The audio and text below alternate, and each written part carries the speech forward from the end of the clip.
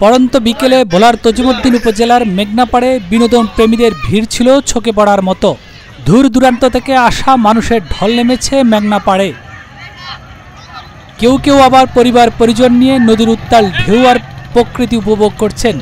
কেউ ছবি তুলছেন, কেউ বা নৌকা, ট্রলার ও স্পিড বোর্ডে ঘুরে বেড়াচ্ছেন।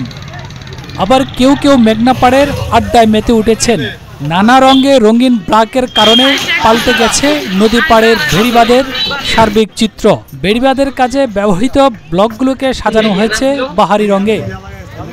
তজুমুদ্দিনের মহেশখালী থেকে দক্ষিণ দিকে কিয়ামুল্লাহ পর্যন্ত প্রায় 6.5 কিলোমিটার বিস্তীর্ণ বেড়িবাঁধ এখন পর্যটক প্রেমীদের জন্য সম্ভাবনাময় পর্যটন কেন্দ্রে পরিণত হয়েছে। মেঘনার বেড়িবাঁধ এলাকা এখন অন্যতম একটি দর্শনীয় স্থান।